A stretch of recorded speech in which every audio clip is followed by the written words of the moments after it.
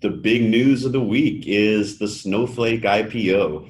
The stock hit the market on Wednesday, doubled in its opening debut. And so everyone is asking me, should we invest in Snowflake at these levels? And today, I'm going to tell you why I think the people that are investing in Snowflake are about to get soaked.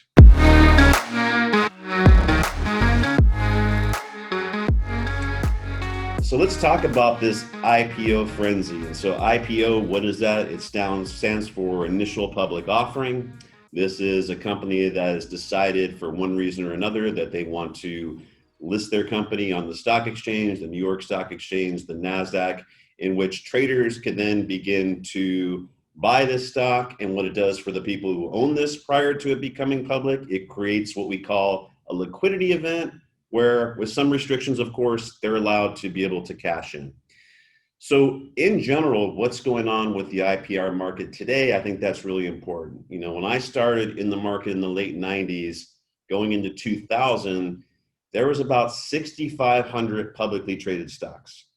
Today, that number has dwindled down to about 3,500. So what that means when you just think of basic supply and demand, there is a lot less supply on the market today for investors to be able to invest in. And as we talked about before, with this new Robin Hoodization of new investors that are coming to the market, everyone is chasing after stocks. Everyone's looking for the hot growth company. And so that's created an issue. When companies used to come public, you know, let's talk again back in the late 90s, 1997, for example, I think probably the best example that everyone knows is Amazon.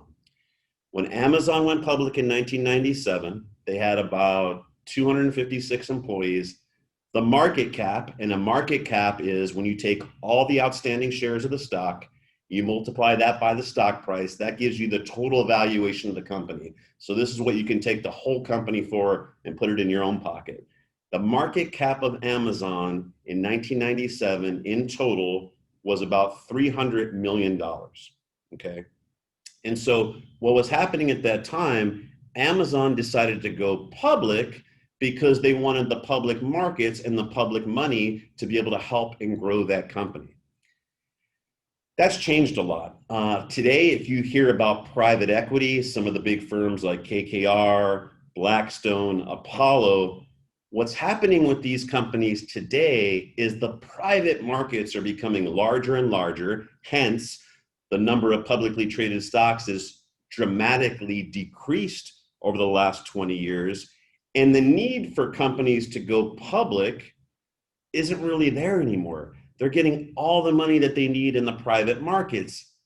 And I would submit to you, a lot of the times when the companies are actually coming public today, it really just is a liquidity event. It's not about taking in capital to be able to grow that company to the next level to reward shareholders. It's about the smart money, the early money, the private equity investors, the private equity companies getting a payday by selling it to you, the dumb money who's willing to bid it up. And that kind of gives you a little bit of background about the IPO market and why today it's quite a bit different than it was investing in the 90s. And so when people say, oh, this might be the next Amazon, let's think about Amazon, right? If you put $10,000 into Amazon in 1997, today that's worth $12 million. When you think about the market cap, we said it was about 300 million back in 1997. Today, Amazon is worth almost $2 trillion. Those 256 employees today is over 1 million employees. So investors really made out very, very well on that. Today, that's not really the case. And so I'm here to talk about what I consider a bubble, what I consider something that is extremely overvalued, and in the company called Snowflake. And so when you say something's a bubble or when it's overvalued, does not mean that Snowflake is not a good company. Seems like it is a good company. It's a data storage company in general. When you store that data, they provide software analytics to be able to dissect that data and provide useful consumer information that you're able to monetize for your company. And today with the digitization of our world, of course, that's something that's very valuable. Are they the only ones that do it? Absolutely not. We talked about Amazon. Amazon has a competing service that actually does it just as well, that someone would say. As a matter of fact, Snowflake relies heavily on AWS, Amazon Web Services, to be able to even scale its business. So some might say that Amazon actually could wind up, with the buying power that they have, actually crushing the margins at some point with Snowflake. But we're not going to get today into the dynamics of whether Snowflake is a good or bad company. What we're going to look at is, how do the private investors do? You know, everyone's saying, well, I want to invest in Snowflake because Warren Buffett just bought into it. Salesforce just bought into it. Okay. Well, in February of this year, just a few months back, they did buy into it. The valuation they bought into it was about $12.8 billion. So again, if you want to talk about, that's the market cap, what does that equate to in share price? That's about $44 a share. Okay. When they priced this public, the talk was they're going to take this public at about $80 a share, which would have been double that valuation. So 12 to 24, 40 to $80 a share would have been a handsome payday for Warren Buffett and friends and private equity investors to be able to cash out. Well, by the time they took it to market, they said, look, we think there's so much demand and interest from the consumer retail investor, you, who everyone considers the dumb money, that let's pop that up to $100 a share. Okay, $100 a share. So now we're talking somewhere in the neighborhood of a 30-something billion dollar valuation. So Wednesday, we get ready to open the stock. We're looking, what's it going to be? What's it going to be? 100, 110, 120. By the time the stock hits the market, the company is at over $200 a share. And that's because it's got a cool name, Snowflake. We've got all the Robinhood traders out there, the TD Ameritrade, Charles Schwab traders. Just let me get in at any price. It's data storage. It's Snowflake. I've got to own Snowflake. They have no idea really what it does, but it's that speculative nature that's chasing the stock. We'll talk maybe in a week or so about why I don't think that's a good thing in general, but let's take a look at that. So Warren Buffett bought it, yes. Salesforce, which is obviously a company we actually own, I personally own, is a great company, and they made an investment in it. Well, should you? I don't think so.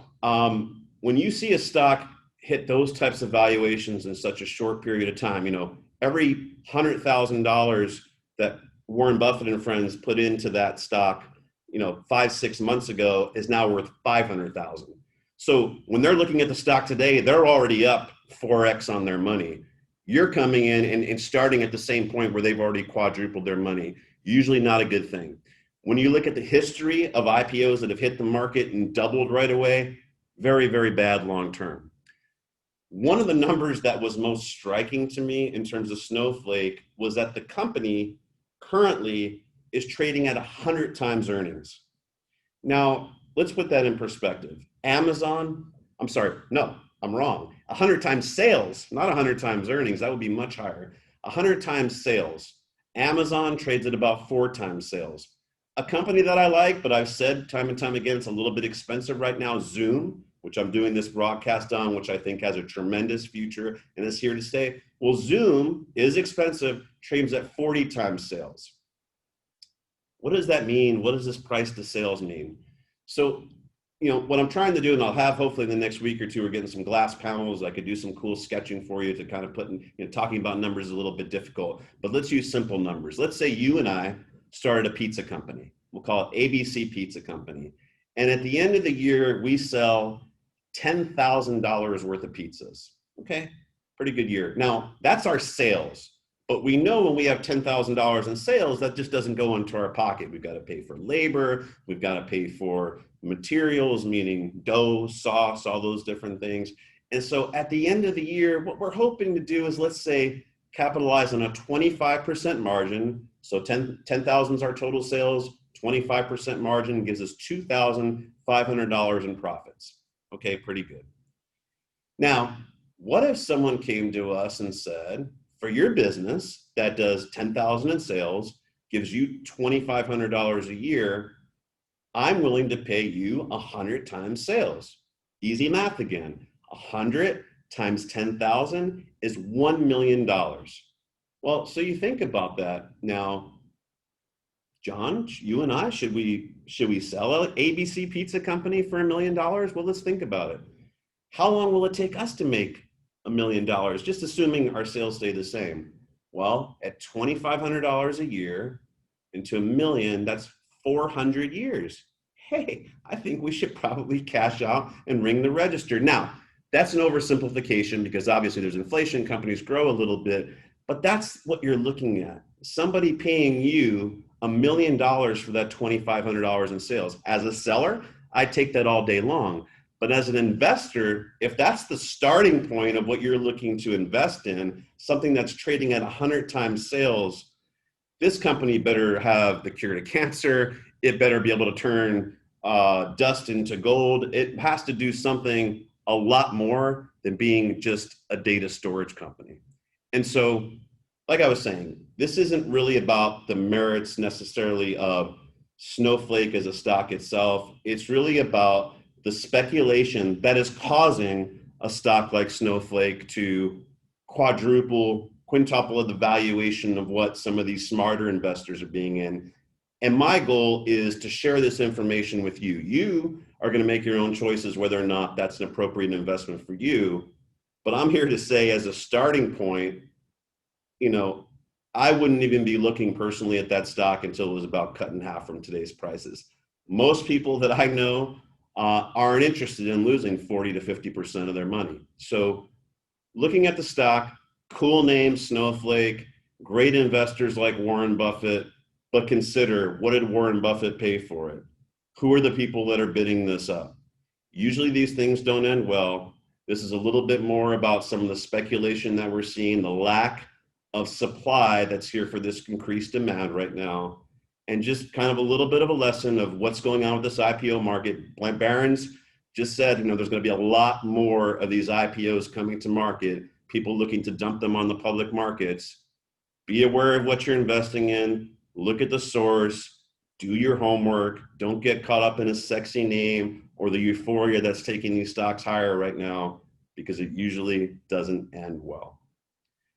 That's the lesson for this week. Until next week, continue the best of health and wealth. I'm Rob Luna. Oh, by the way, we're going to be launching a new website. If you check out www.robluna.com, we're going to create a great monthly newsletter. So some of what we're talking about right now will be put into print, so you can go back and reference it, start creating yourself some reference pages. Sign up for an email on the email address list there, and we'll be sending that out soon. So until next week, signing off. Have a great weekend.